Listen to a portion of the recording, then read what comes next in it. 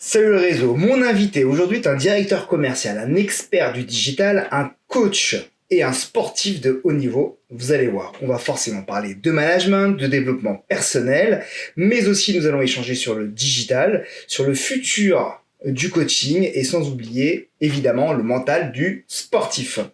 Salut Cyril Wada, aujourd'hui c'est ton Planet of Boss.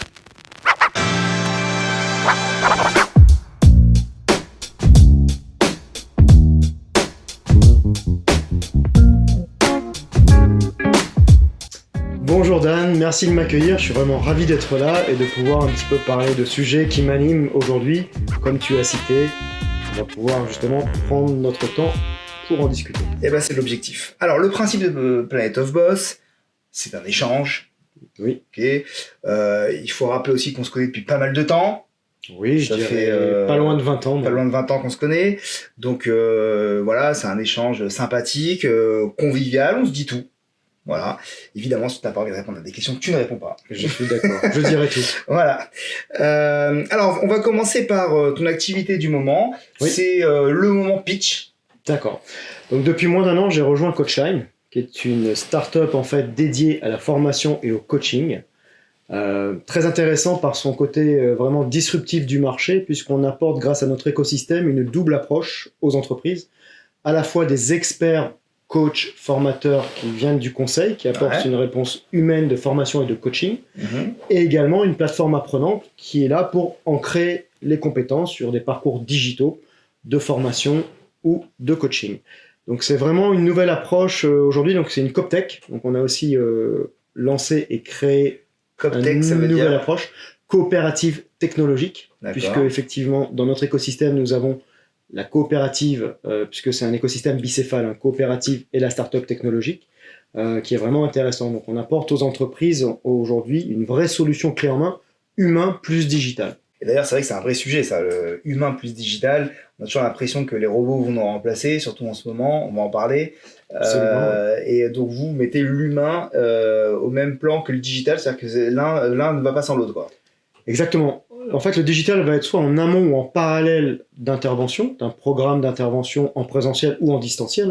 Les deux, nous proposons les deux, du blended aussi, puisqu'on rentre dans la problématique de l'entreprise au niveau organisationnel, ses attentes, ses enjeux, ses objectifs. Et parfois, un grand groupe, si on travaille avec un grand groupe sur tout le territoire, ses attentes pour la filiale de Lille ou de Paris ne sera peut-être pas la même que celle de Marseille ou Toulouse.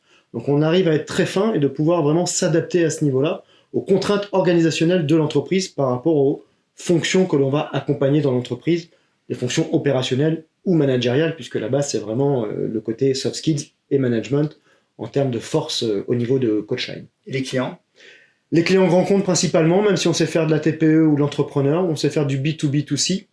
Donc je mettrai en avant les deux derniers clients. On a Amazon notamment, sur lequel on travaille sur leur plateforme Atelier du numérique pour former des entrepreneurs au digital. Donc vraiment sur du développement et du coaching business. Ouais. Et on a également Harmonie Mutuelle, sur lequel on a fait une proposition d'offre pour accompagner plus de 90 000 indépendants sur tout le territoire français. Parce que notre capacité, c'est de répondre en local, régional, national et international aussi. Avant d'entrer dans le vif du sujet, quelques petites questions sur le plan personnel. Qui es-tu, Cyril, sur le plan personnel ?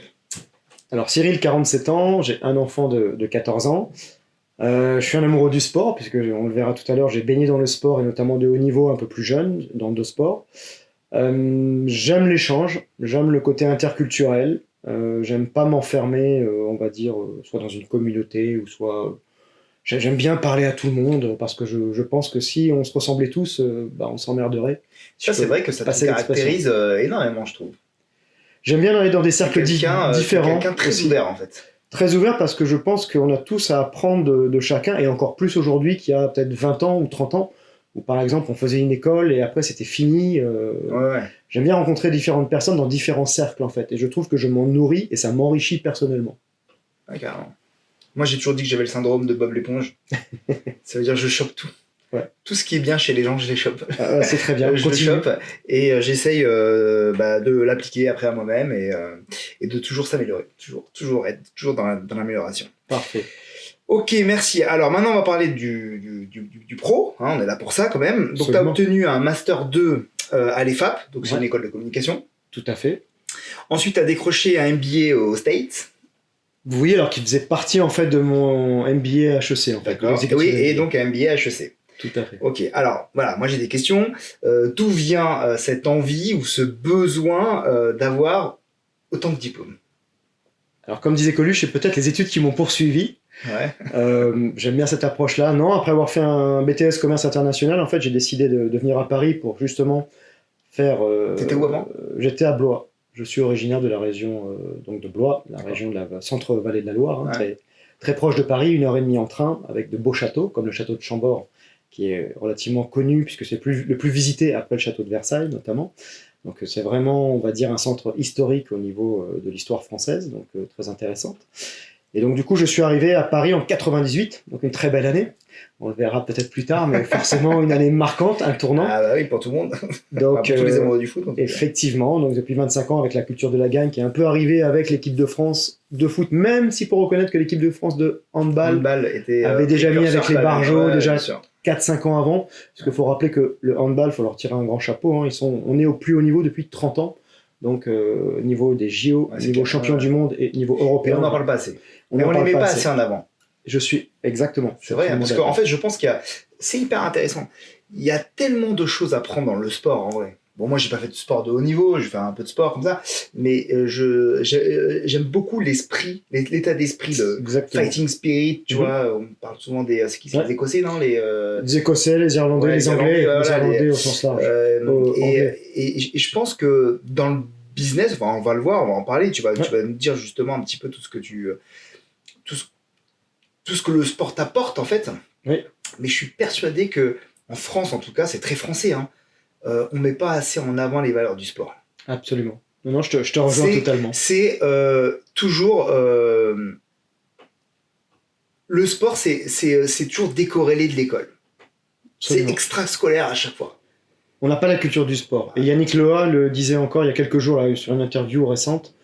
Effectivement, on fait des belles choses. On a des infrastructures qui ont bien évolué en France, dans les meilleures mondiales. Mais en fait, on n'a pas la culture du sport qui vont effectivement faire que le sportif... Parce que le sportif, c'est presque à lui tout seul, en fait, une petite entreprise. Un sportif de haut niveau, aujourd'hui, il doit vraiment organiser son temps, il doit être efficace, il doit être performant, il doit avoir le côté résilience. Il sait qu'il va s'entraîner des semaines, des mois pour une course, pour un match qui va durer quelques minutes ou 1 heure et demie, pour recommencer sans cesse. Et c'est le monde aujourd'hui, le monde va beaucoup plus vite, on recommence beaucoup les choses, on doit apprendre de nos erreurs pour ne pas effectivement les refaire. Et on doit avoir cet apprentissage qui nous permet de nous dépasser. Ouais, bon après on en parlera, mais je pense qu'il y a aussi le côté, on n'aime pas l'échec. Et on a du mal avec l'échec. Ouais, on a du mal avec l'échec, et je pense que l'échec fait partie du game, quoi. Tu vois, enfin, tu peux pas vouloir être meilleur en faisant abstraction totalement de l'échec. L'échec fait partie de notre vie. Enfin, et surtout quand tu es dans le commerce, dans le commercial, dans l'entrepreneuriat, dans le management, t'es obligé. Toute ta vie. Qui s'est pas trompé? Non, toute ta vie, bien sûr, qui s'est pas trompé. Et justement, on prendra peut-être des exemples sur les États-Unis que je connais bien, pour avoir travaillé 10 ans dans une boîte américaine, Monster pour la cité, où j'ai vraiment appris, j'ai pris beaucoup d'expérience.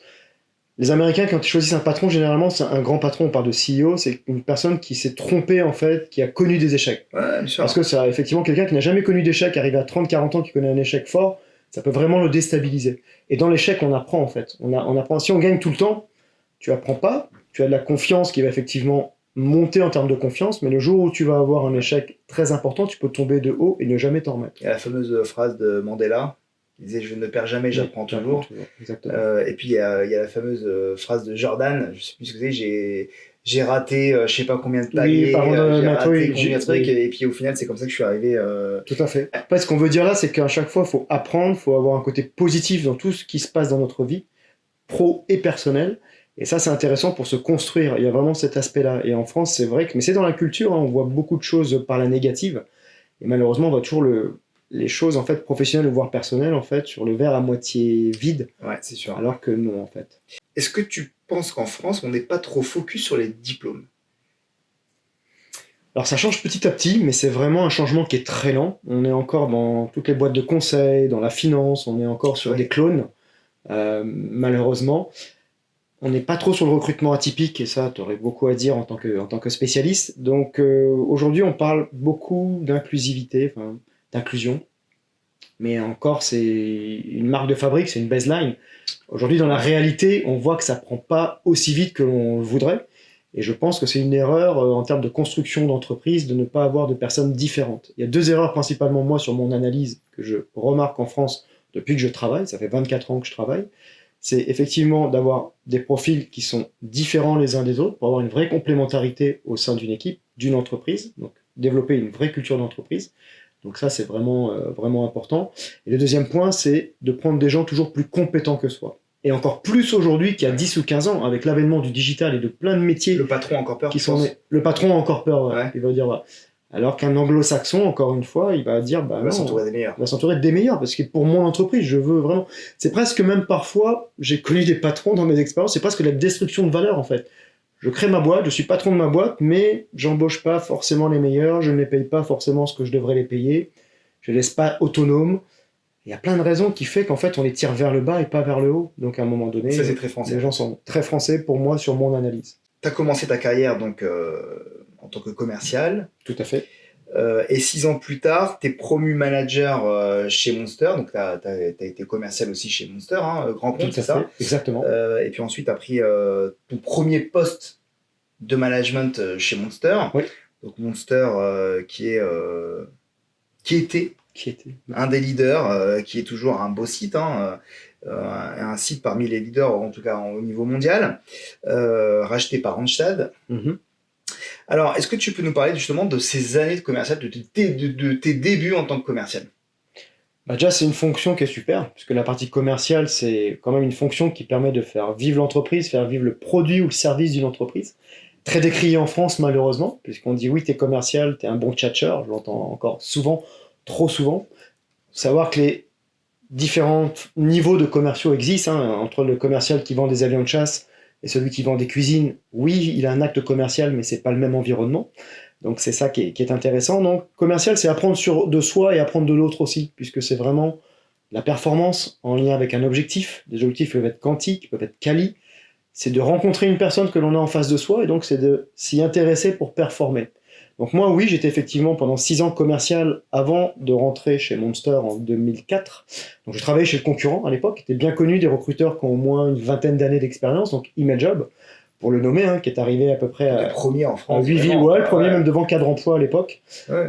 Non, mais qui était le premier, en tout cas, c'était en 98. 98, créé en 98, tout à fait. Ouais. Idée de Didier Reclin, qui était parti aux États-Unis, qui avait vu que des job boards existaient, il a ramené le concept. Voilà. Donc Monster, oui, j'ai été chassé, donc c'est vrai que c'est une position très agréable à l'époque, rencontrer le directeur général et la directrice commerciale, pour me dire, viens chez nous.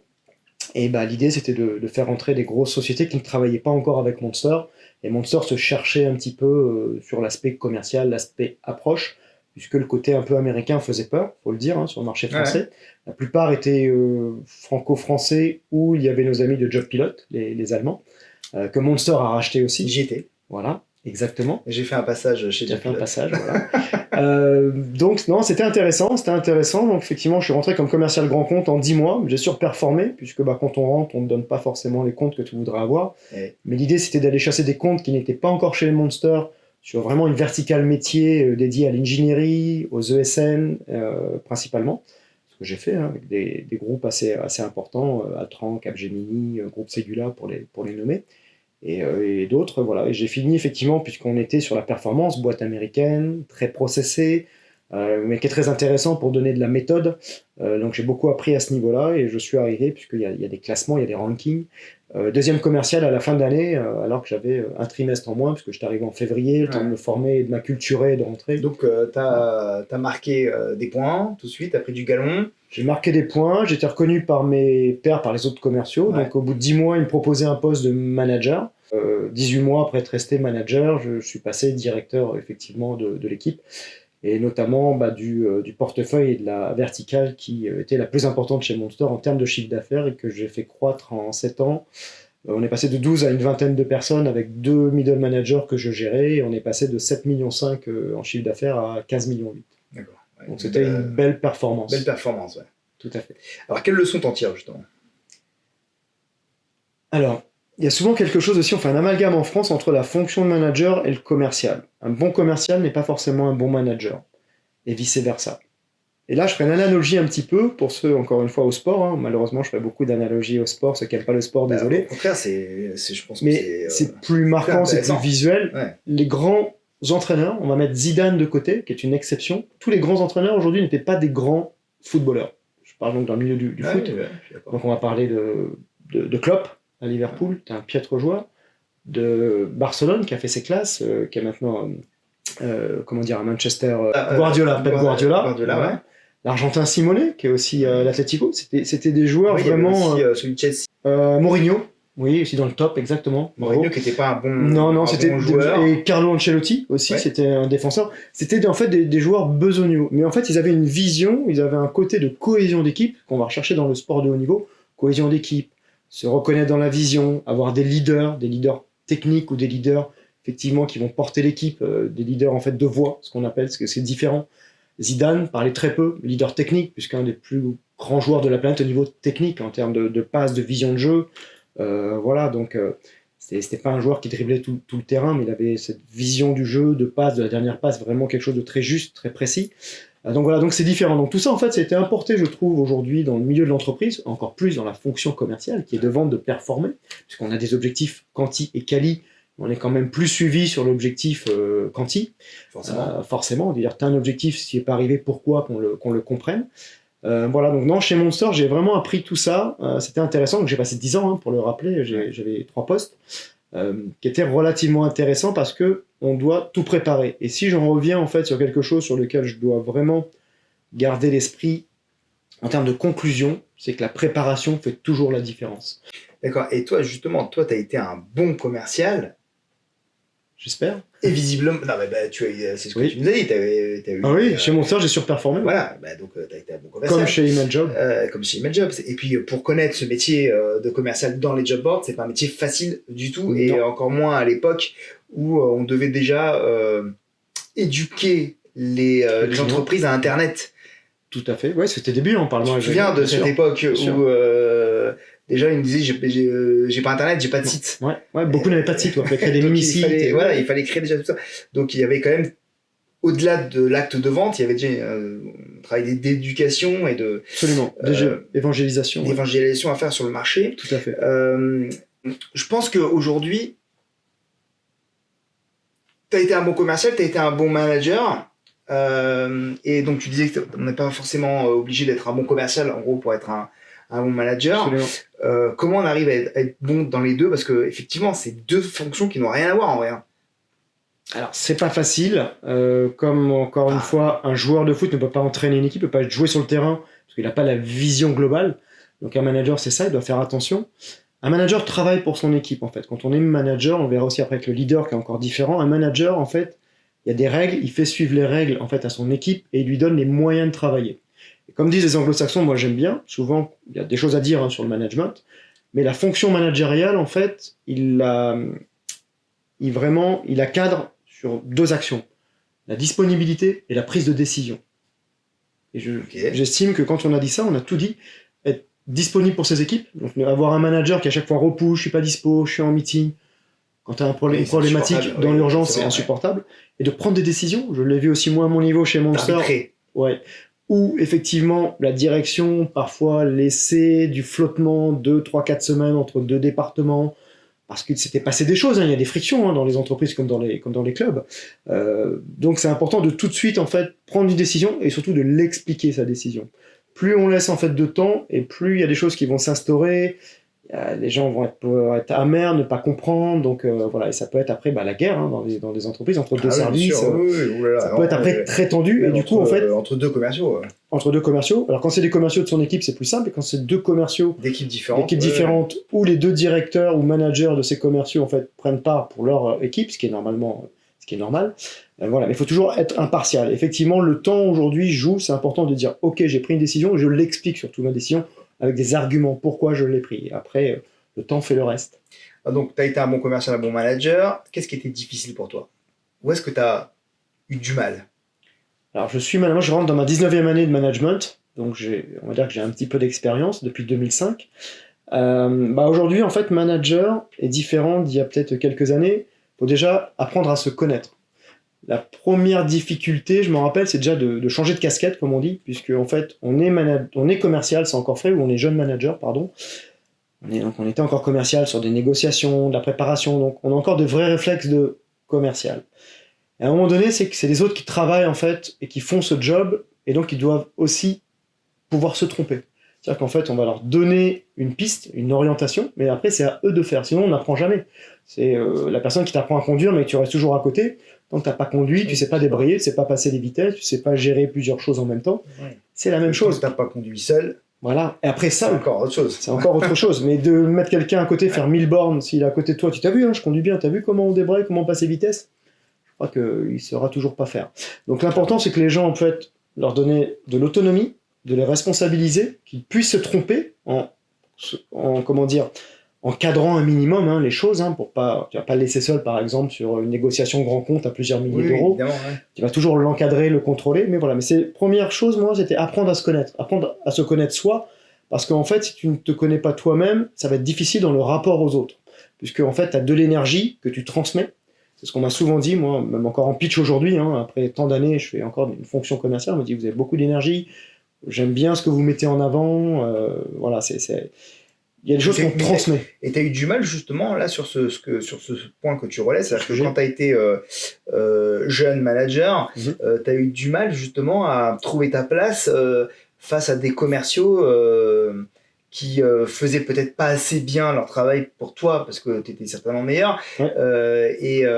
Tu as eu du mal justement, ou tu as fait des erreurs, peut-être que tu as fait des choses qu'il fallait pas faire. J'ai eu du mal et j'ai fait des erreurs, donc faut le reconnaître, parce que il y a des choses que je savais mieux faire qu'eux et j'étais parfois impatient, peut-être avec les jeunes commerciaux, parce qu'encore une fois, on parle de management, il y a différents styles de management et on manage pas quelqu'un qui a 25 ans, qui a 2-3 ans d'expérience, comme quelqu'un, un grand compte, qui en a 10 ou 15 ans.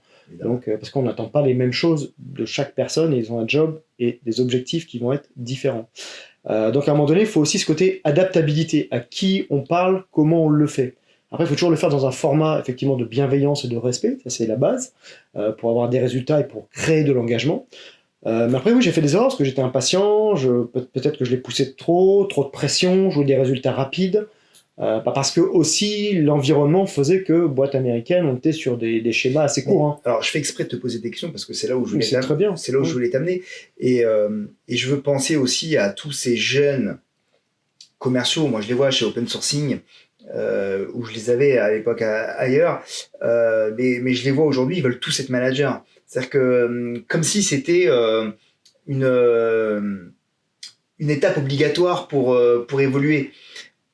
D'ailleurs, tiens, qu'est-ce que tu en penses de ça ? Est-ce que pour toi, c'est une étape obligatoire d'être manager ? Alors, non. Ce qui est marrant, c'est que moi, j'aurais vu le contraire, en fait. Puisque aujourd'hui, justement, quand tu es manager, tu passes sur des responsabilités. Et tu vas gérer de l'humain, gérer d'autres personnes. Ou beaucoup, aujourd'hui, dans les nouvelles générations, n'ont pas forcément envie de gérer les problèmes des autres. Parce que manager, c'est gérer de l'humain, c'est gérer le problème des autres. Et ça, on ne le sait pas. On le sait pas au départ. On ne le voit pas. On le voit pas. On voit le chef, on voit le boss, le guide, le leader. Enfin, exactement. C'est facile. Ouais. Comme un sportif de haut niveau quand il a gagné. On ne voit pas tout le travail en amont. L'envers du décor ou toute la face cachée de l'iceberg. Non, tout à fait. Ce travail qu'il y a dans le. Bon, alors justement, donc pour en revenir, c'est que je trouve que, en tout cas, moi, les jeunes que j'ai chez Open Sourcing, je parle beaucoup avec eux et ils veulent tous être managers. Donc c'est très bien, quel que soit, je trouve ça très positif. Des gens qui veulent être managers, parce que comme tu le dis, il y a des gens qui peuvent fuir les responsabilités et vouloir faire leur travail. Bon, moi j'ai la chance d'avoir des personnes qui sont ambitieuses, et tant mieux. Très bien, ouais. Et il vaut mieux être entouré de personnes comme ça. Maintenant, j'ai quand même l'impression, et c'est pour ça que je te posais ces questions, que c'est intéressant de pouvoir montrer aux jeunes d'aujourd'hui, qui seront les futurs managers de demain, que c'est pas simple. Et que c'est un autre métier qui demande d'autres compétences qu'il faut développer parce qu'on les a pas forcément ces compétences où on les a, des graines, mais qu'il faut arroser et faire pousser et travailler. Et donc c'est intéressant ce que tu dis pour les jeunes justement. Voilà, il y a du travail, on fait des erreurs, on fera des erreurs. Je pense que les gens ont peur des fois de faire des erreurs. Tout à fait. Et ils ont fait des erreurs. Malheureusement, il faut passer par là. Pour apprendre, ouais. Pour apprendre. Je suis d'accord. Alors, là, c'est un sujet très intéressant que j'aime beaucoup, hein, puisque moi, quand on me pose la question, j'aime bien tout ce qui est sur la partie leadership, management. C'est vraiment stratégie d'entreprise, c'est vraiment les choses qui m'animent, sur lesquelles je pourrais en parler pendant des heures. Manager, en fait, c'est à la fois une compétence et une fonction, c'est les deux. On le voit surtout plus comme une fonction. Ouais. C'est vrai que j'expliquais tout à l'heure qu'en fait, un très bon commercial ne fera pas forcément un bon manager, et même souvent, ça sera rarement le cas.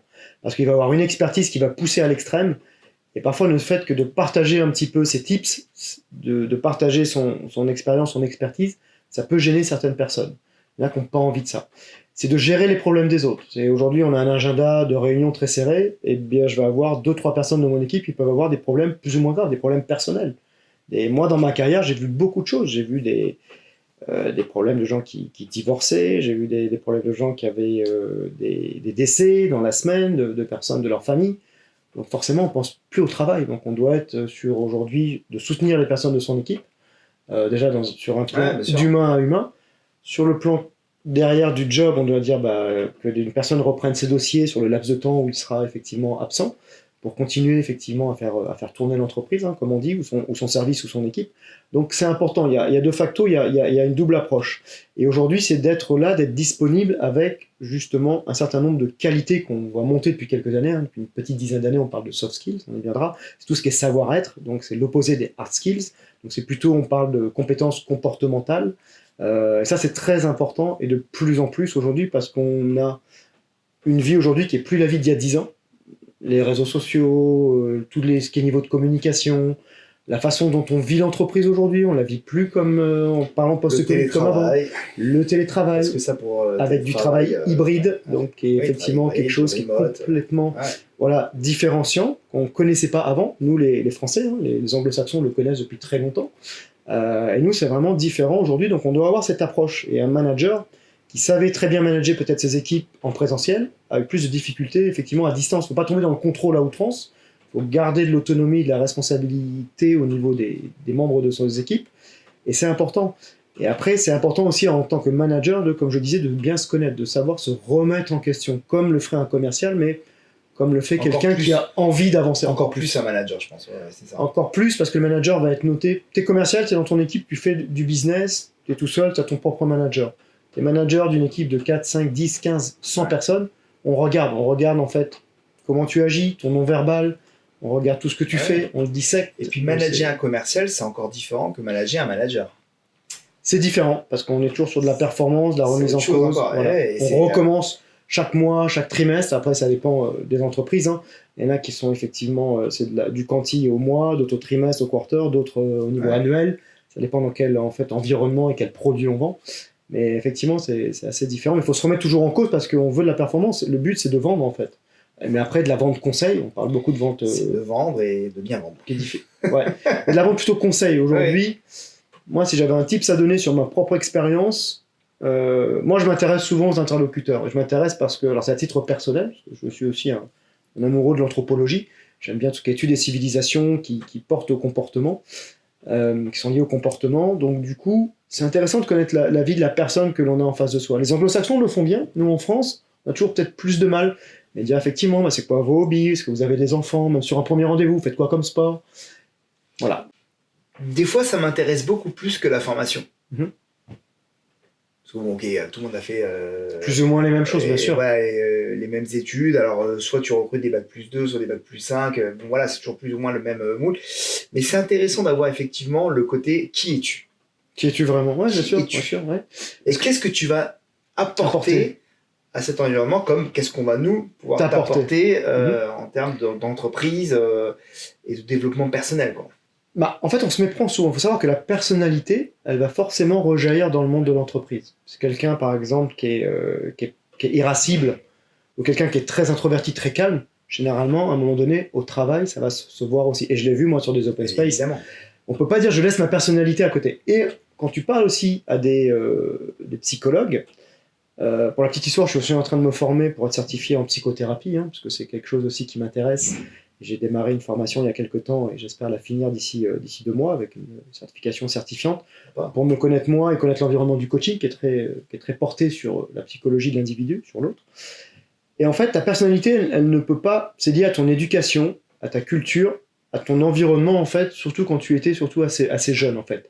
La petite enfance, l'adolescence étaient vraiment tes premières années en tant qu'adulte, de jeune adulte. Ouais. Et après, tu ne peux pas la changer. Quelqu'un à 25 ans ou à 30 ans qui est très nerveux, très irascible, ou vraiment qui est... C'est ancré.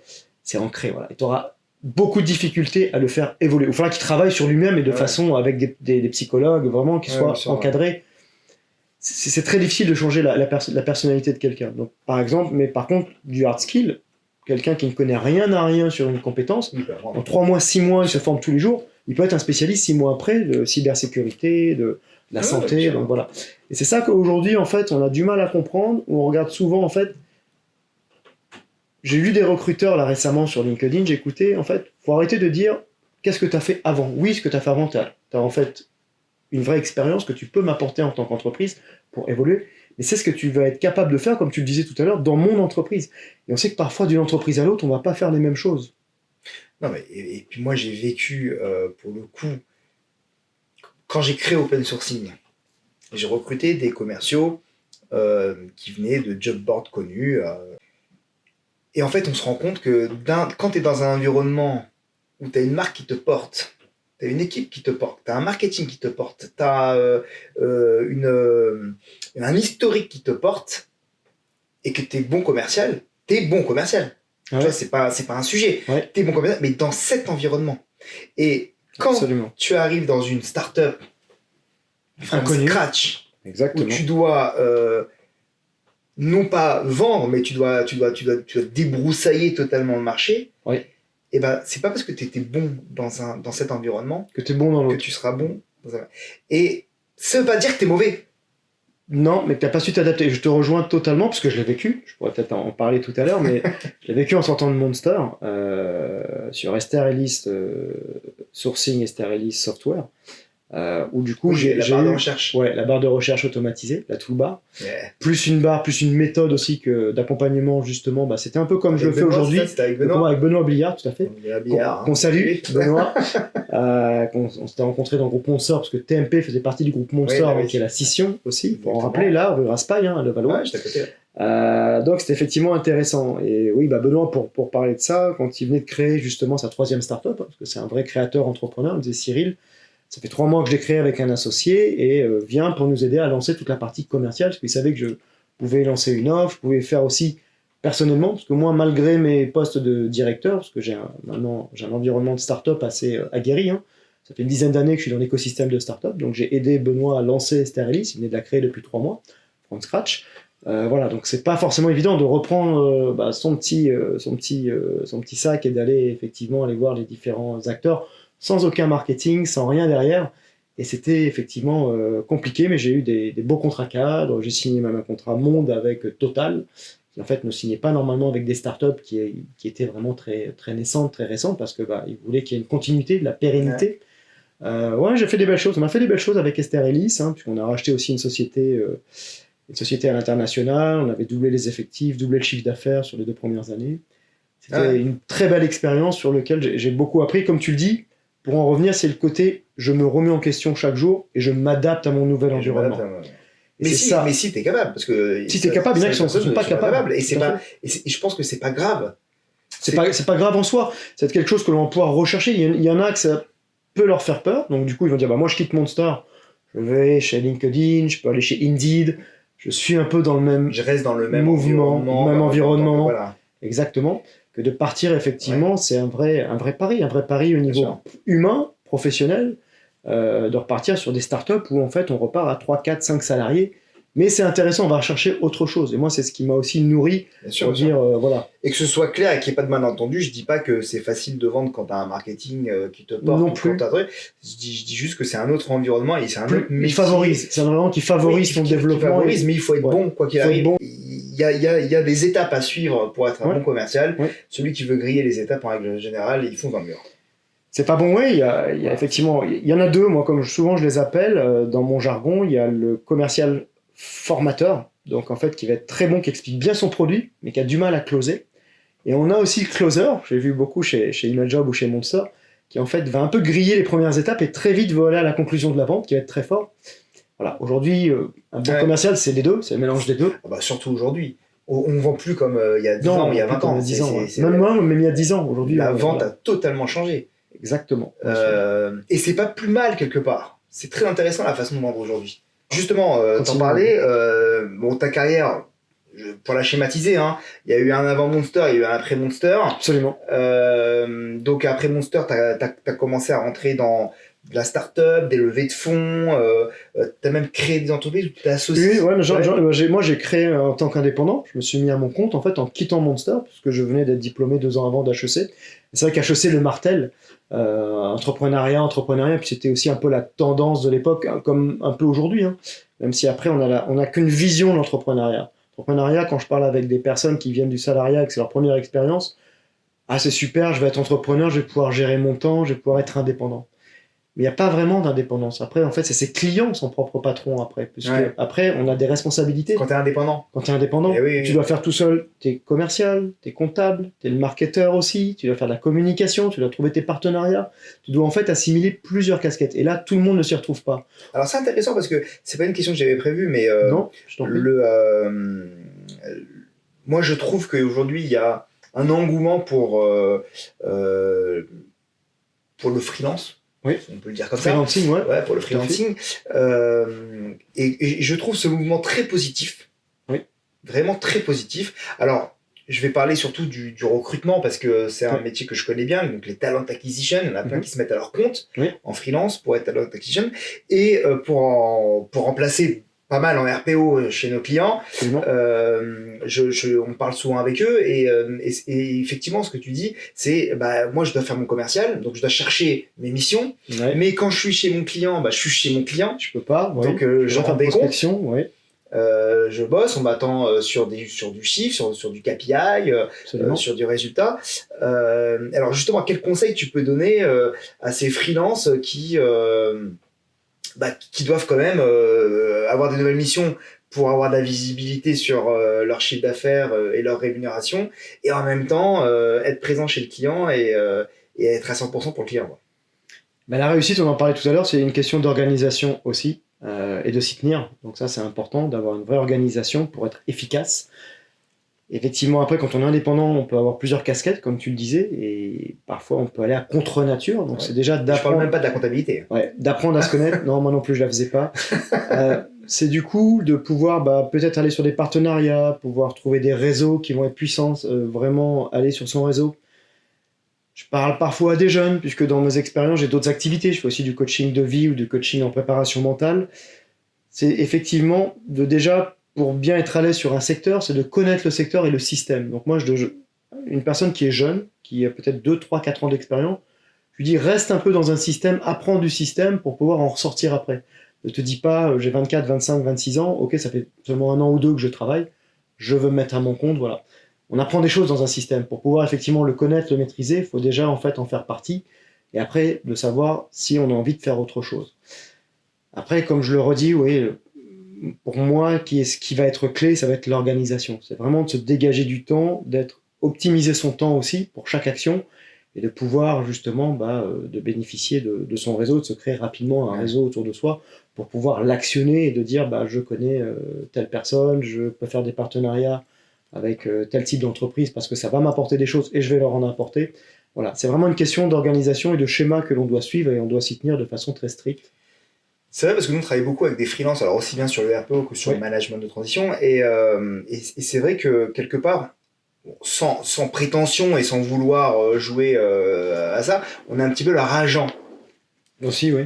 C'est-à-dire qu'en gros, ils n'ont pas le temps de chercher des missions, et donc ils comptent sur des sociétés comme le groupe Open Sourcing, mais pas que, ils ont aussi d'autres évidemment, bien sûr. pour justement leur trouver des missions. Et ça, je trouve ça très intéressant, cette approche. Ceux qui ont compris que il valait mieux des fois peut-être gagner moins, mais avoir des missions et de la visibilité sur son planning, plutôt que d'essayer de vouloir gagner un max, mais si t'es pas organisé, si t'as pas le savoir-faire commercial, parce que quand t'es alors je parle pour les APO, quand t'es chargé de recrutement ou talent acquisition, ou alors pour le management de transition, quand t'es DAF, quand t'es contrôleur de gestion, t'as pas forcément cette compétence commerciale. Non. Tu sais même pas par où commencer en vrai. Absolument, et je le vois encore aujourd'hui. Je vais parler de quelque chose de très, très frais, très récent chez Coachline. Donc, j'accompagne en fait par des business reviews et par une stratégie personnalisée les coachs, donc les coachs formateurs, qui ont eu un autre job auparavant, mais qui sont devenus coachs depuis 3, 4, 5, 10 ans. Même les anciens commerciaux, parce que j'ai des anciens commerciaux et directeurs commerciaux, en fait, n'ont plus envie, parce qu'ils ont vraiment pris cette casquette de coach formateur, qui est intéressant de travailler sur l'ingénierie pédagogique, l'ingénierie de formation, de me développer dans le coaching, parce que le coaching, quand on parle de coaching, c'est extrêmement large. Justement, on va en parler. Le coaching, il y a beaucoup de choses sur lesquelles en fait, on doit se développer, le développement personnel, donc apprendre des méthodes, des outils, et c'est une vraie posture, c'est un vrai changement de mindset. Et c'est ça aujourd'hui qu'on va rechercher justement. Et du coup, ils ont perdu cette habitude, et d'aller effectivement faire de la prospection, ne serait-ce que sur LinkedIn, envoyer des emails, ou encore pire, prendre le téléphone, ils n'ont plus envie de le faire. Parce qu'ils sont passés à autre chose, et c'est normal aussi. Et on s'aperçoit, c'est là, je le dis, commercial, en fait, n'est pas... tout le monde ne peut pas être commercial. C'est vraiment une appétence pour dire, je vais vers les personnes, que j'ai envie effectivement de convaincre, j'ai envie de chercher de l'intérêt envers cette personne, de les comprendre, surtout d'avoir une solution qui correspond à une problématique. Parce que quand on prend le schéma simple pour qu'une vente se réalise, c'est tout le temps qu'il y a une problématique quelque part, même si parfois ceux qui pitchent sur la partie commerciale disent non, ce mot faut pas le dire, mais si, il y a une pain, il y a une problématique chez le client, et nous, notre solution permet d'y répondre. Ouais. Donc sinon, ça ne sert à rien. Si on a une solution qui répond à aucune problématique, on ne la vendra pas vraiment, que ce soit du service ou encore plus du produit, voilà, il faut qu'elle s'achète. Du SaaS. Ouais, tout à fait. Alors, parlons à présent management, coaching, justement. Alors, quelle est ton approche du management? Comment est-ce que tu l'as développé au fil du temps? Donc, tu nous as expliqué que tu étais jeune manager, que tu as appris, que tu es parti de Monster avec belle expérience et que tu as continué à développer. Donc, aujourd'hui, tu en es où au niveau management? Oui, effectivement, parce que c'est chez Monster que j'ai pris et j'ai appris le métier de manager, parce que j'ai passé 10 ans chez Monster, dont 9 ans à faire du management, en poste de middle manager, puis de directeur, donc de top manager. Encore une fois, ce qui a été intéressant, c'est vraiment de comprendre les attentes de chacun et de comprendre que les attentes dans une équipe sont différentes vis-à-vis des personnes que tu manages. Comme je le disais tout à l'heure, selon les profils, l'expérience, l'âge, voilà, donc quelqu'un effectivement qui a plus de 40 ans, qui a des enfants, n'attend pas de son métier et ne voit pas son métier comme quelqu'un qui est célibataire, qui a 25 ans et qui va effectivement faire de l'argent, parce que le commercial c'est quand même faire de l'argent. L'intérêt de ce métier, c'est de dire j'ai un fixe et j'ai un variable. Faut pas trop le dire en France. Qui est intéressant. Ouais, c'est vrai que malheureusement, ce métier est mal vu quand tu parles à un anglo-saxon. Tu vois, le commercial, c'est un beau métier pour eux. En France, c'est la personne qui va tromper, enfin qui va chercher, qui va vendre. Ouais, exactement. Quelle est la différence pour toi entre un manager et un leader? C'est la grande question. Chacun a plus ou moins sa réponse. Oui. La tienne, c'est quoi? Un manager va gérer le présent, il est avec des règles qu'il suit en fait pour arriver à des objectifs. D'accord. Un leader va donner une vision et va être par rapport à son approche au niveau effectivement des différentes personnes dans l'entreprise, un très bon communicant, puisque en fait il doit véhiculer une vision pour fédérer effectivement l'ensemble des personnes qui travaillent avec lui. Et ces personnes en fait, quand il a donné sa vision, sa stratégie, qui doit être compréhensible de tous, donc elle doit être très simple, les gens doivent avoir envie de le suivre, les salariés. Si tu as un leader en fait qui n'est pas suivi, bah déjà c'est pas un leader. C'est pas un leader, par définition.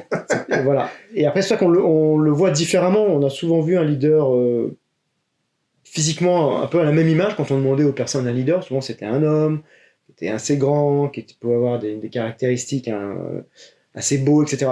C'est pas ça. Un leader, c'est une personne qui va t'écouter, qui va maîtriser en fait son métier, qui va maîtriser son secteur, qui va avoir une connaissance, qui va avoir de l'écoute active, qui va en fait être en avance en fait en termes de soft skills, on en parlait tout à l'heure, qui doit avoir ce côté effectivement soft skills de communicant, de pouvoir écouter, de pouvoir répondre, adresser des problématiques parfois difficiles, de pouvoir donner une visibilité, quelle est mon entreprise aujourd'hui, dans 3 ans, dans 5 ans, où je la vois, et se donner les moyens de réussir.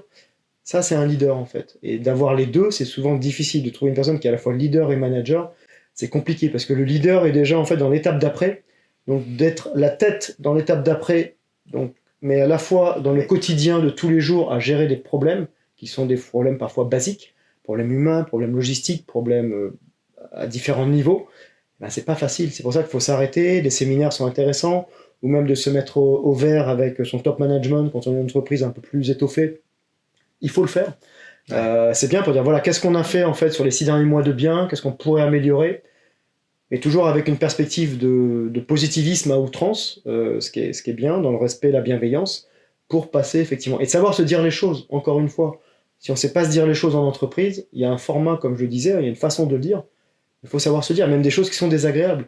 Sinon, ça ne sert à rien. C'est comme avec un ami. Si un ami vous dit à chaque fois, tout ce que vous faites, c'est bien, j'ai aimé tout ce que tu fais, c'est pas vraiment un ami. Un ami doit savoir ce que Oui, te oui, dire il faut être critique. sur quoi tu n'es pas bon, bien sûr. Et justement, donc c'est intéressant parce que souvent les gens opposent un peu manager et leader.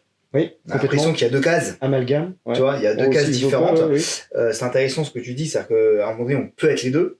Oui. Certaines personnes savent faire les deux, Oui. d'autres non. Et Non. encore une fois, c'est pas grave. Non. On n'est pas tous égaux et on n'a pas tous. Toi, tu te définis comment? Bonne question. Moi, je serais plutôt un manager coach, en fait. Alors, j'ai une capacité justement à fédérer, je pense, eu égard à mon parcours dans le sport, puisque j'aime bien la mise en action, j'aime bien la performance. À partir de là, j'ai développé aussi l'écoute active, quand même, de façon très, très intense ces dernières années. Je pense que c'était une des compétences qui me manquait à l'époque, la différence entre écouter et entendre. Donc on en parle de temps en temps, on peut entendre des choses sans vraiment les écouter, ou je les écoute mais j'ai déjà en fait dans ma tête, je sais déjà où je veux aller. Et ça marche de moins en moins. Ça marchait sur en fait un style de management, parce qu'on rappelle qu'il y a 4 styles de management, du directif, participatif, délégatif, persuasif. Voilà, le directif ou le persuasif, c'était plus, on va dire, le taylorisme dans les entreprises. Après, ça dépend de quoi on parle. Il faut quand même laisser un petit peu aujourd'hui d'autonomie. Sur moi, mon approche, je laisse beaucoup d'autonomie au départ. En fait, je prends un peu le contre-pied de ce que ferait un manager dit un peu à la française. Je leur donne, moi, un champ de liberté. Ils savent, en fait, comment ils peuvent évoluer avec une autonomie certaine et une prise de responsabilité. Et après, ils savent comment évoluer. C'est-à-dire que je suis conscient aujourd'hui, et je l'ai vu moi-même à travers mes études, à travers plusieurs jobs dans lesquels j'ai été. Tu peux donner un travail à quelqu'un qui va te le faire bien en 3 heures, ou une personne qui va prendre 2 fois plus de temps le fera beaucoup moins bien. Et ça, tu ne peux pas en fait travailler contre ça. En fait, c'est en fait issu des personnes avec lesquelles tu travailles. Il y a des personnes qui peuvent faire un job très bien très vite, et les personnes qui vont être plus laborieux, même en leur donnant 2 fois plus de temps, le feront beaucoup plus le feront mal, quoi. Le feront mal, ou moins bien, donc ça, faut l'accepter. C'est une capacité. Moi, chez Montsort, très, très rapidement, dans mes équipes, je me rappelle, et les anciens le diront, hein, quelqu'un qui pouvait avoir fini son job, il n'était pas obligé de rester jusqu'à 18 ou 19 heures, en fait. S'il avait fini à 5 heures, il pouvait partir. Mais en France, on est très axé sur les horaires. Les horaires. Faut faire 9h, 18h, du présentéisme. Du présentéisme. Qui fait du mal, parce que, comme j'ai dit, on est tous inégaux face à une tâche. Et à un moment donné, il faut en prendre. Voilà, faut juste expliquer à tes équipes comment tu fonctionnes avec cette autonomie. Si tu as envie de rester chez toi pour faire du phoning, tu es plus à l'aise, ou la matinée, tu fais du phoning chez toi. Parce qu'on est dans une entreprise, il n'y a pas assez de salles. Parce que parfois, c'est difficile de faire 2 heures de phoning, en fait, même si ça fait un peu de moins en moins. Maintenant, mais 2 heures de phoning pour relancer effectivement tes prospects ou autres, de ta chaise au milieu, effectivement, de tes petits collègues, ça peut être complexe. Et parfois, s'il n'y a pas de salle, tu fais quand même du bruit, quoi. Donc, en termes de concentration. Pas forcément évident. Non, il faut comprendre en fait les besoins de tes équipes, comment en fait sont les individualités dans ton équipe, et pour que ces individualités 1 + 1 + 1 fassent vraiment une cohésion d'équipe et d'arriver à un objectif commun. Parce qu'on a un objectif commun. Il y a l'objectif effectivement personnel, mais si effectivement tu as 10 sales et tu n'en as que 5 sur 10 tous les mois qui réussissent à faire leurs objectifs, bah, tu en as quand même 50% qui n'y arrivent pas, qui peuvent générer des freins au niveau de la cohésion, ça peut générer des frustrations. Voilà. Après, tu peux pas avoir que des top producteurs. Non. C'est-à-dire qu'à un moment donné. Des top players, non, on peut pas. T'as des top guns et puis t'as des moins bons, et c'est comme ça. Et c'est une équipe est faite de tout, hein, donc. Tu en auras toujours, et tu auras besoin des deux. Tu auras besoin des deux qui vont en fait créer une complémentarité. Parce que après, gérer effectivement que des top players, ça peut être aussi compliqué, mais ça dépend dans quel environnement effectivement on est. Ça dépend aussi du système financier, ça dépend du contexte de la société, effectivement de son secteur et beaucoup d'autres paramètres, leviers, mais voilà, donc je suis d'accord. Donc c'est comme dans une équipe, hein, encore une fois, si on revient sur le football, il y a effectivement il y aura le leader, la star, et puis après il y a effectivement les autres qui vont travailler, courir pour lui. Donc ça va être un peu la même chose. Alors, je regardais ton profil LinkedIn pour préparer l'entretien, et il y a un mot qui m'a sauté aux yeux. Qu'est-ce que c'est que l'accompagnement 4.0 ? Alors, Effectivement, l'accompagnement 4.0, on en parle depuis peu de temps, en fait, c'est ce que Coachline met en avant. C'est que, effectivement, les coachs formateurs qui rentrent chez Coachline aujourd'hui, dans le métier que je fais, donc accompagnement Donc c'est des freelances, en formation, oui, c'est des indépendants C'est indépendant. qui ont créé leur société, en fait, qui ont été des anciens salariés, puis pour une raison, à un moment donné, sont devenus indépendants pour faire du coaching, passer Du effectivement coaching, leur ok. certification de coach et ou de formateur, ce qui peuvent être l'un ou l'autre ou les deux.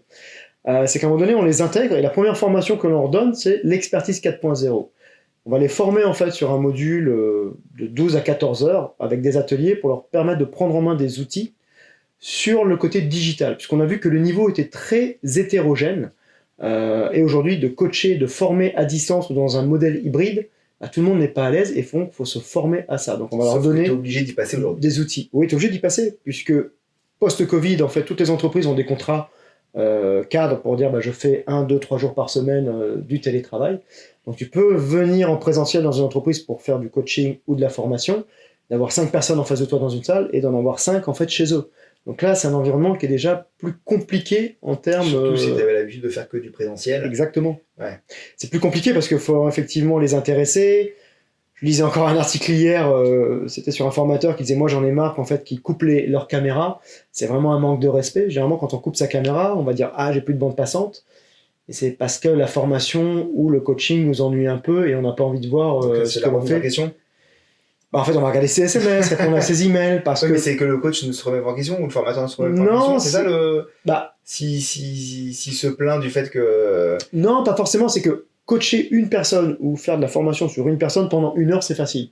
Dire aujourd'hui, faire de la formation pendant 3 heures, faut dire quand est-ce que je mets mes pauses, quand est-ce que je dynamise en fait ma présentation, puisque de parler sur un ton monotone pendant 3 heures, tout le monde va décrocher. Hein. Je rappelle quand même, Ah oui. gardons en tête que aujourd'hui dans une salle, quand tu as quelqu'un qui parle devant toi, sur 1 heure, selon l'individu, hein, un individu normal va en fait garder en tête 12% de ce qui a été dit pendant 1 heure, sans prise de notes, sans rien. Voilà. Ça va monter pour les plus forts à 18%. Donc de 12 à 18% sur 1 heure. C'est très peu. Et pourquoi 4.0 et pas 3.0 ou pas 2.0? Parce qu'on l'appelle 4.0, puisque c'est vraiment le futur aujourd'hui. 2.0, c'est plutôt il y a 10-15 ans. Ouais, 3.0 les réseaux sociaux. 3.0 les réseaux sociaux, c'est le post-réseaux sociaux. 4.0. Et aujourd'hui, c'est le post-réseaux sociaux. C'est l'intelligence artificielle. Voilà. si, exactement, on est en plein dedans. Alors nous, aujourd'hui, on y réfléchit pour intégrer de l'intelligence artificielle au niveau de notre plateforme, hein, une plateforme apprenante, qui va surtout répondre à aujourd'hui un besoin qui est très fort. On a vu que la société a changé avec, je pense, moi, l'avènement des réseaux sociaux. On a besoin de savoir tout et tout de suite. Rappelle-toi, on en parlait tout à l'heure, hein, on a connu Internet il y a 20 ans. Ça moulinait, c'était... Voilà, là, je remonte vraiment très loin, mais on était plus patient qu'aujourd'hui. Aujourd'hui, si un site ne répond pas, il mouline 30 secondes, on passe à autre chose.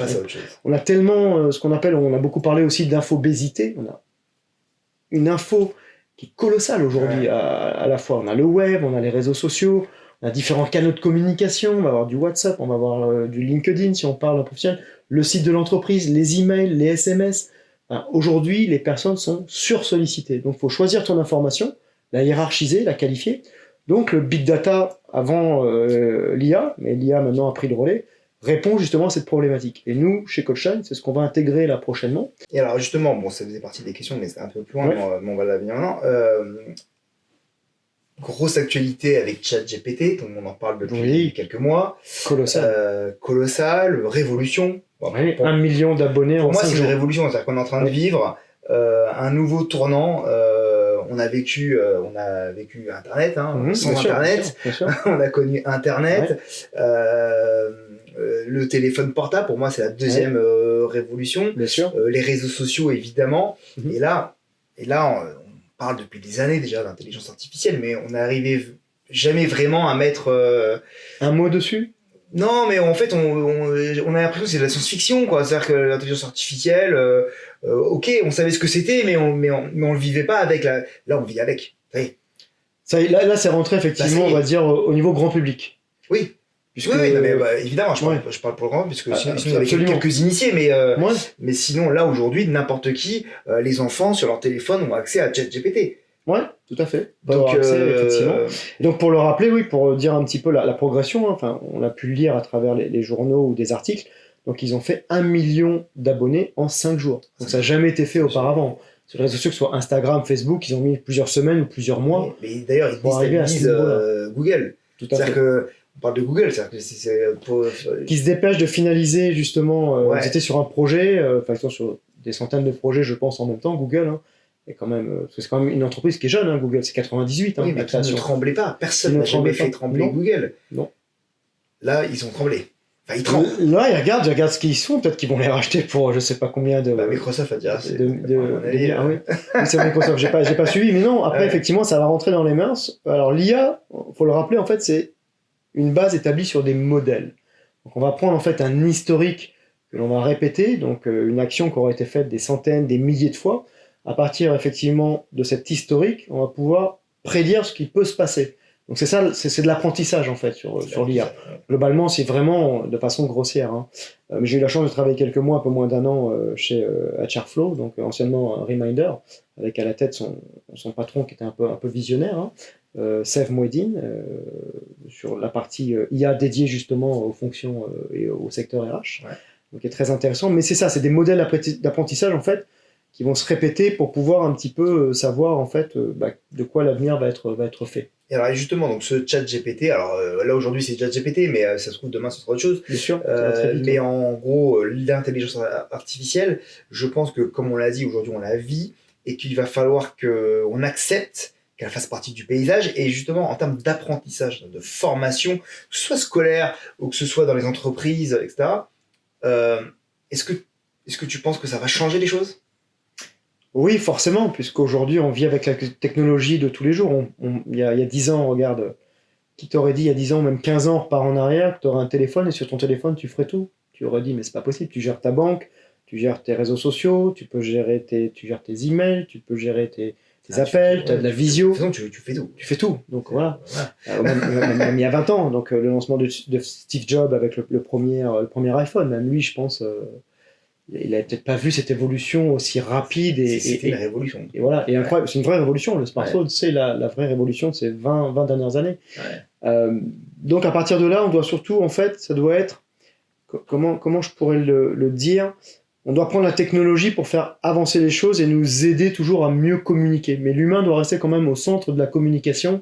Ouais, d'accord. Et en fait, il doit toujours être la locomotive et ne pas être, en fait, pris par la techno, devancé par la techno. Tout à fait. Et souvent, quand j'en parle comme ça, hein, sur des conversations informelles ou dans le cadre professionnel ou personnel, je reviens souvent au film qui est peut-être annonciateur, j'espère pas, mais le film iRobot avec Will Smith, qui est très intéressant, où les robots justement prennent le pas sur l'humain. Ouais.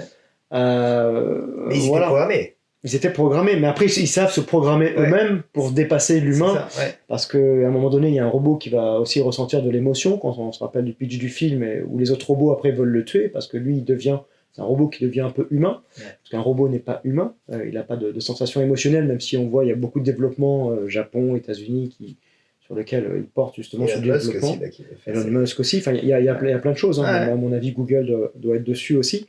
Voilà, c'est ce côté-là. Pour moi, en fait, si tu veux, pour arriver en fait, à un objectif, mais toujours de se parler entre humains, le côté en fait, technologique doit être présent, omniprésent. Mais être avant-gardiste pour te faire avancer et faire que ça soit toujours plus simple à utiliser. Bien sûr. Mais alors justement, pourquoi je trouve ça intéressant au niveau de la formation? Parce que je vais prendre l'exemple de l'école. Oui. Ok. Et pour faire le parallèle après, j'aimerais bien que tu fasses le parallèle après avec la formation. L'école, aujourd'hui, tous les profs s'insurgent. Non, oui, c'est pas normal, ChatGPT, nan. Mhm. Mais ça fait partie du jeu. Aujourd'hui, c'est terminé. Ça fait partie du jeu. Oui. C'est-à-dire qu'on pourra dire ce qu'on veut, ce qu'on pense, et même s'ils ont raison, hein, parce que je suis d'accord, hein, Oui, c'est, oui, bien sûr. il y a beaucoup de risques et énormément de risques sur l'intelligence artificielle pour l'apprentissage des enfants, etc. Mais ça fait partie du jeu, donc ça sert à rien de se battre contre la techno. La techno sera plus fort que nous, quoi qu'il arrive. Ouais. C'est l'évolution. Mhm. Donc, Bien ouais. sûr. Et donc, je pense que les profs devraient accepter que ça existe, Oui.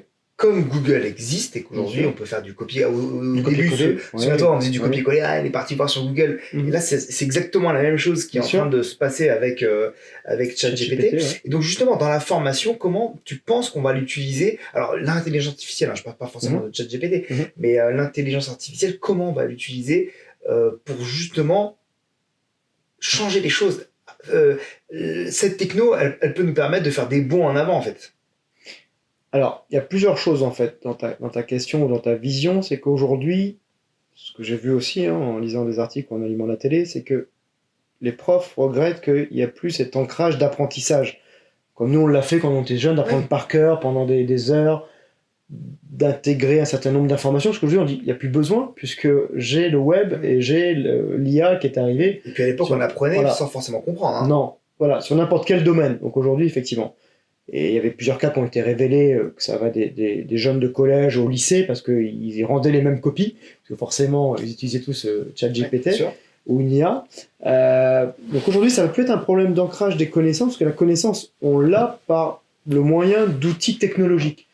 Ça va plus être, je referai un relais avec les soft skills, ça va être, le savoir-être va être beaucoup plus important que la partie hard skills pour moi dans quelques années, puisque on n'aura plus besoin, il y a déjà du no-code qui existe, on voit depuis quelques années. C'est vrai. Donc maintenant, peut-être, est-ce que dans 20 ans, il y aura encore des développeurs? Est-ce que ça ne sera pas fait uniquement par des machines?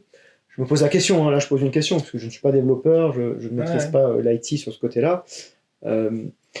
Donc la question aujourd'hui de la formation, c'est que pour moi, ça va être une grosse bibliothèque, une grosse base de connaissances.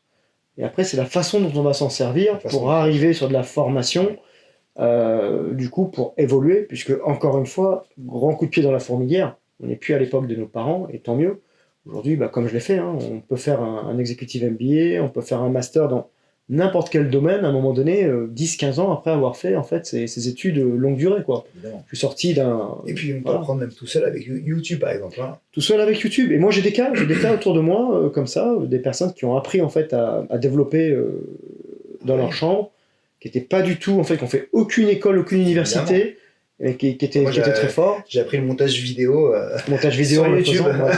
En fait, ce qu'il faut faire, c'est vraiment, comme on dit souvent, mettre les mains dans le cambouis, mais c'est le meilleur apprentissage, c'est même s'intéresser, comme je le disais aussi tout à l'heure, s'intéresser à quelque chose, à une personne, à un sujet. J'ai toujours dit que l'humain était une machine à apprendre. Absolument. Et par contre, il ne faut pas se reposer sur la techno, où là, on pourrait être un peu fainéant. Mais quand je dis machine, c'est imagé. Oui. C'est-à-dire que l'humain a un cerveau, et ce cerveau doit réfléchir. nous permet d'apprendre tout le temps. Après, c'est toi qui le stimules ou pas.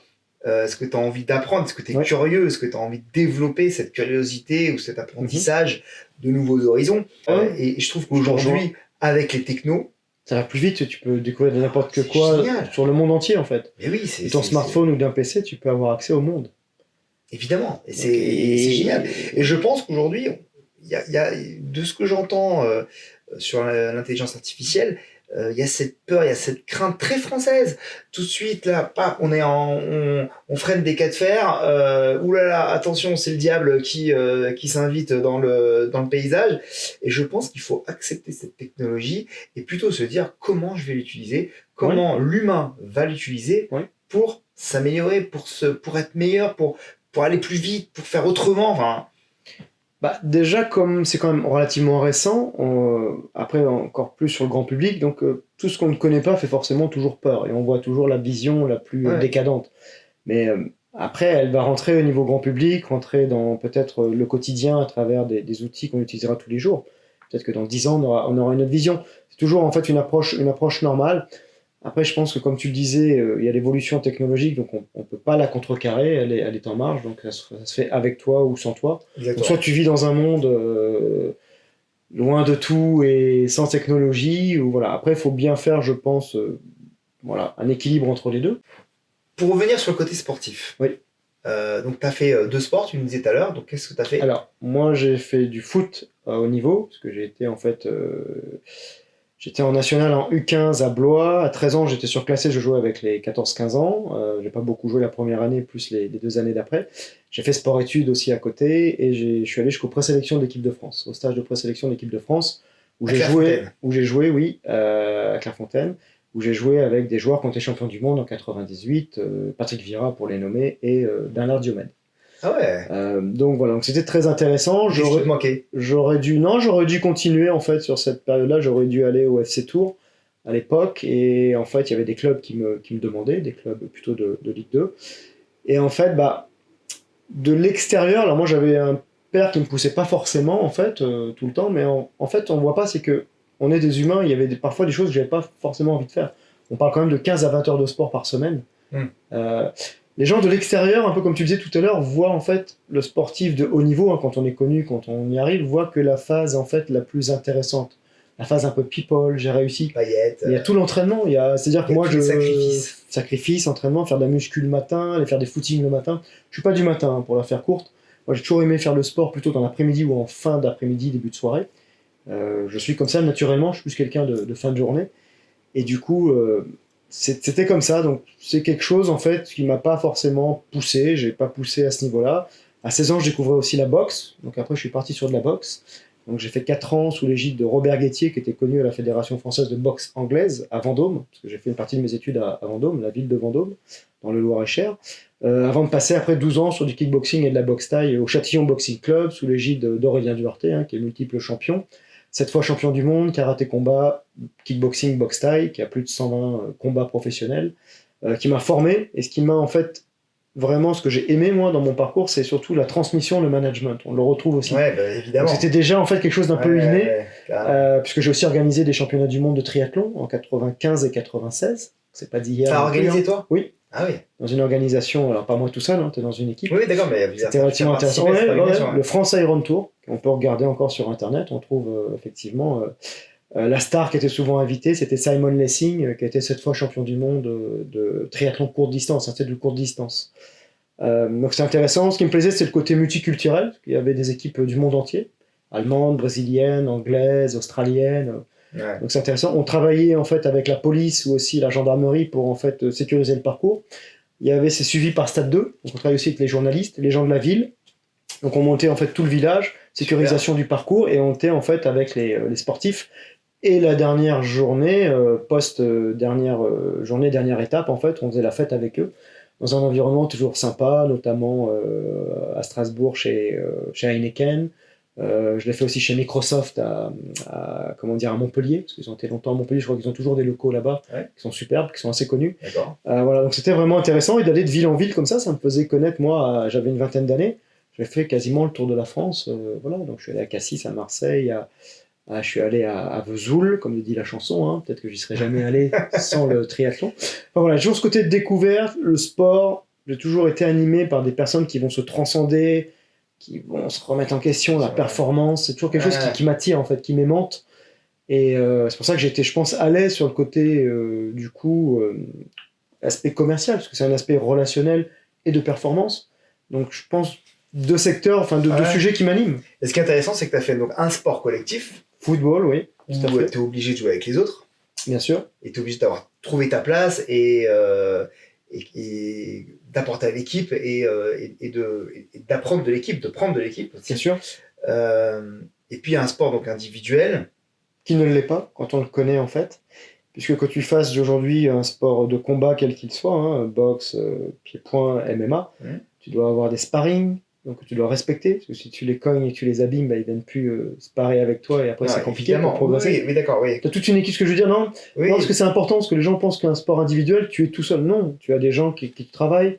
Maintenant, on parle aussi donc de coach en préparation mentale. C'est encore une fois, ça j'ai envie d'en parler parce que je baigne dedans depuis un an et demi, hein. J'ai été certifié il y a 1 an et demi.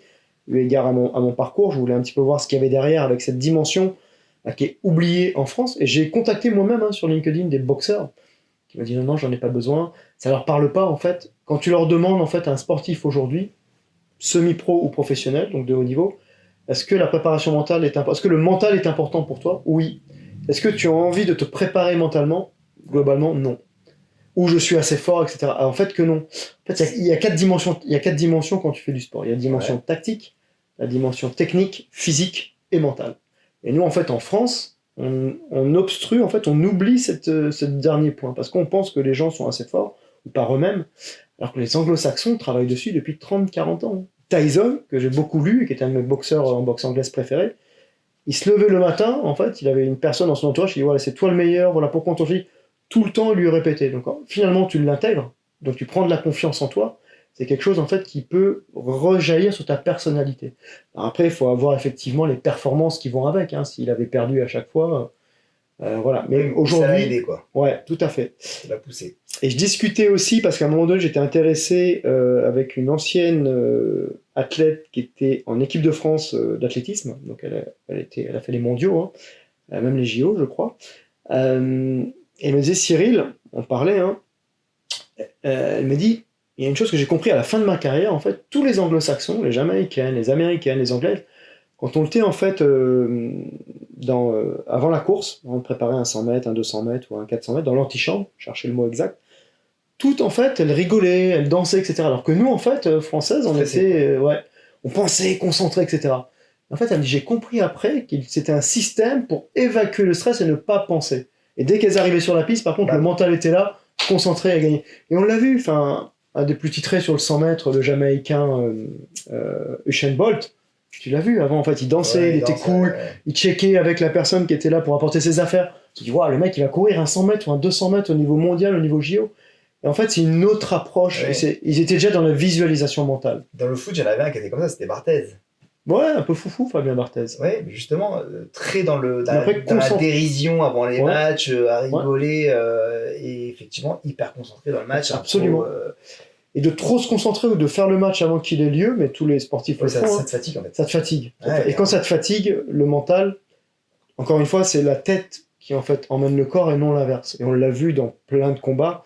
Et je prends après des choses que je suis, parce que je suis beaucoup le MMA. On regardait, Cyril Gane a malheureusement perdu. Mais c'est pas ce match-là que je veux parler, c'est le match avec Francis Ngannou. Francis Ngannou, en fait, quand il a fait, avant de quitter le MMA, parce qu'il était en désaccord avec la direction, avec Dana White. Mais en fait, il s'est fait blesser, en fait, il s'est blessé au genou 3 semaines avant, en fait. Il s'est fait les croisés, donc c'était quelque chose. Il est arrivé blessé pendant 3 semaines, c'est quasiment. Parce que quand tu es sportif de haut niveau, ce qui te rassure, c'est de t'entraîner. Et parfois, certains s'entraînent à outrance, tu vois. Le surentraînement n'est pas bon non plus, il faut écouter son corps. Et voilà, et il est arrivé, il a gagné. Donc encore une fois, et on a vu plein de fois blessé, dans plein de sports, il a gagné. C'est le mental, comme je dis, c'est le mental. Quand à un moment donné, tu fais 10 rounds, 12 rounds ou sur en boxe anglaise, quand tu es moins préparé, c'est le mental. Et c'est important. Je voudrais faire aussi une autre aparté, parce que là, on a Tony Yoka qui va boxer un nouveau, après une grosse défaite contre Bacolé. Un sparring très connu, hein. Ceux qui ne connaissent pas la boxe, je l'ai entendu, a été beaucoup décrié. Mais c'est un boxeur qui fait partie du top 15 que beaucoup de boxeurs du top 10 n'ont pas voulu prendre. C'est un boxeur qui a une force phénoménale. Il envoie des parpaings, comme on dit. Lui, il l'a pris. Alors oui, il a perdu. Oui, certains le trouvent arrogant. Mais en fait, il a fait les 10 rounds. Je sais pas si tu te rappelles du combat. Non, il a eu le nez cassé, il a eu des fractures, diverses fractures. Il est allé jusqu'au bout. Donc ça aussi, c'est quand même une marque des grands champions. Et c'est relativement intéressant. Et ceux qui m'écoutent ou qui m'écouteront, et en ce moment sur Canal, il y a un petit reportage qui tourne, une petite émission de 45 minutes, très rapide à regarder. C'est en fait Au-delà du chaos, ça s'appelle. Et en fait, ils expliquent en fait toute l'approche mentale avant, après, d'un sportif de haut niveau, et notamment dans les sports de combat et pied-point, mais surtout les sports boxe anglaise, pardon. Et il est vraiment très intéressant, parce que c'est quelque chose qui nous ramène en fait dans la vie. Parce que dans la vie, tu as des hauts, tu as des bas. Tu n'es jamais préparé, tu vas perdre des gens de ta famille, tu vas perdre des amis. Tout va bien dans ton job, 5 mois après, tu peux avoir un plan dans une grosse entreprise. On a vu que là, dernièrement, sans apprendre aux gens, hein, Salesforce ont fait des plans, il y a eu beaucoup de plans économiques là, dernièrement, de grosses boîtes. Surtout dans la tech. J'étais étonné, même des boîtes qui paraissent, qui fonctionnent bien, quoi. Donc voilà, tout ça, pour moi, ça te prépare. Justement, donc ce qui est intéressant, c'est que bon, on a compris le parallèle qu'il y a avec le métier de commercial, de manager, de coach, mais quand on n'est pas sportif, oui. Quand on ne côtoie pas ce monde, quand on n'a pas côtoyé le monde de la compète, du sport, comment on peut trouver, comment on peut se ressourcer, comment on peut trouver cette motivation pour se dépasser? Parce que c'est ça le métier de manager, de commercial, d'entrepreneur, c'est de se dépasser, c'est le dépassement personnel. Bien sûr. Sinon, on reste peinard dans un poste où on sait qu'on va pas évoluer parce qu'on n'a pas envie d'évoluer. J'en connais aussi, oui. Oui, mais et encore une fois, c'est pas une critique, c'est la vie. Non, bien sûr. Il faut de tout dans une entreprise. Ils prennent pas de risque, oui, il y a des gens qui ne prennent pas de risque. Et encore une fois, en tout cas, venant de moi, ce sera jamais une critique. Non. C'est-à-dire que les personnes ont le droit de pas avoir envie d'évoluer. Ils sont bien dans ce qu'ils font. Ils ont le droit de pas avoir envie d'avoir des responsabilités, etc. C'est respectable. Absolument. Mais celui qui a envie, qui n'a jamais été sportif, où est-ce qu'il peut trouver cette source? Alors, il le pourra, hein, bien entendu. Et aujourd'hui, dans les équipes commerciales ou même ailleurs, il y a plein de personnes qui ne sont pas sportifs. Après, c'est un mindset, c'est plutôt vraiment un état d'esprit. Généralement, c'est le côté je veux m'améliorer, je veux arriver à un objectif. Et la vie, c'est quoi la vie en fait, quand on regarde, professionnel comme personnel? C'est plein de petits objectifs pour arriver à un objectif final. Évidemment. Donc, c'est des objectifs à court terme, à moyen terme et à long terme. Donc, dans sa vie, c'est déjà qu'est-ce que j'ai envie de faire. Peut-être une question aussi que peut-être que tu te poses, c'est que c'est vrai, moi, ces dernières années, on parlait tout à l'heure post-Monster, quand j'avais pas ce que je voulais, en fait, je quittais la boîte ou je quittais l'environnement dans lequel j'étais parce que l'environnement m'apportait pas ce qu'il aurait dû m'apporter au départ. On oublie, je reviens dessus. Ce que tu recherchais. Ce que je recherchais. Soit par le biais du management, on m'avait promis des choses d'outils, on m'avait promis, je sais pas, des budgets, donc, et puis au final, tu ne l'as pas quand tu arrives dans la boîte, voilà. Pas... On oublie en fait que c'est aussi un mariage. Et ça, je pense que l'avènement de l'indépendance, des métiers de plus en plus indépendants, ou de la nouvelle génération qui ne vivent pas le travail comme nous, on va dire grosso modo les moins de 30 ans, sans schématiser, hein. Mais j'ai travaillé moi dans d'autres entreprises, les millennials, les fameux. Voilà. Aujourd'hui, en fait, on voit, hein, un an et demi, ils n'ont pas ce qu'ils veulent, ils quittent l'entreprise. Ils n'ont pas en fait d'adhésion comme nous, en fait, on pouvait porter un projet. Et encore plus nos parents qui restaient pendant 20 ans ou 30 ans dans la même boîte. Hein. Ils ont fait 2 boîtes peut-être, nos parents, maximum. C'est plus ça aujourd'hui. Aujourd'hui, en fait, même si c'est un peu trop peut-être de l'autre côté, dès qu'il y a un malentendu, je quitte la boîte, je claque la porte. Alors non, mais effectivement, faut donner un maximum de choses, d'apporter. C'est un mariage, si je reviens là-dessus, c'est moi je te donne effectivement un job, un environnement dans lequel tu vas pouvoir exceller avec des outils, avec aussi un management bienveillant, des personnes qui sont à ton écoute, tu auras le droit de parler aussi. Voilà. Et de l'autre côté, moi je viens de chercher des compétences, je viens de chercher après si quelqu'un de plus d'expérience, ton réseau. Il y a plein de choses. Il faut jamais oublier que c'est un amalgame des deux en fait.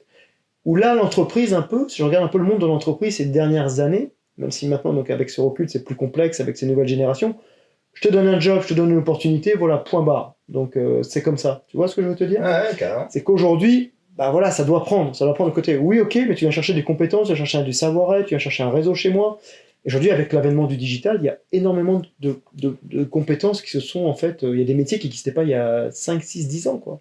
Qui ont vu le jour, community manager ou plein de métiers. Il y en a plein qui n'existent pas. Traffic manager. Bien sûr. Tu vois, il y a plein de métiers comme ça. Donc, toi, déjà, quand tu es patron, tu peux pas avoir toutes ces compétences en toi. Ça serait compliqué. On va regarder dans ton rétroviseur. Hein. Je te souhaite encore que ta carrière soit très longue et. Merci. Et plein de réussites. 64 ans. Hein. Voilà, ouais, 64 ans et plein de réussites, etc. Mais si on regarde aujourd'hui dans le rétroviseur, qu'est-ce qui t'a manqué? Qu'est-ce que tu aurais pu mieux faire? Quels ont été tes points de blocage, tes obstacles que tu as rencontrés sur ta route? Plein de choses, hein. J'ai loupé plein de choses et j'ai eu pas mal d'échecs qui ont permis de me remettre en question et d'avancer. Aujourd'hui, si je devais refaire les choses par rapport notamment à certaines expériences, peut-être que parfois trop direct à dire les choses. Je suis pas dans le politique, qui après quand tu arrives dans une boîte de taille intermédiaire ou grosse société, j'ai quand même travaillé aussi pour Fiat, pour Monster, qui était quand même un peu dans ce giron-là. J'aime bien les choses directes, j'aime bien qu'on se dise les choses, et puis parfois on s'aperçoit, on l'a lu aussi, hein, c'est pas forcément les meilleurs à un poste qui ont eu le poste. Donc il y a ce côté politique. On a tous vécu ça. Parfois, en fait, ça m'embêtait, clairement, ça m'emmerdait, même pour le dire, hein. Excusez-moi pour les auditeurs, mais j'avais envie de dire les choses pour faire avancer les choses aussi, donc c'est pas quelque chose sur lequel j'étais peut-être très à l'aise, parce que on va dire que c'est pas ma personnalité. Ouais.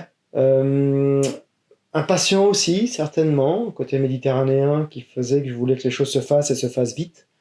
Et en fait, quand tu manages, c'est pas comme ça, puisque c'est ta façon de t'exprimer. Les gens apprennent aussi à te comprendre sur ta façon de communiquer. Après, tu t'améliores avec le temps, aussi vis-à-vis des personnes. Comment ils entendent un message, hein, parce qu'autour de la table, tu peux avoir 10 personnes qui vont entendre un message, la même phrase, mais le message va être compris différemment.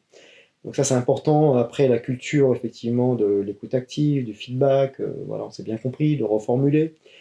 Non, c'est ces choses-là. J'aurais été peut-être un peu plus patient et un peu plus politique. J'aurais peut-être vu une carrière différente.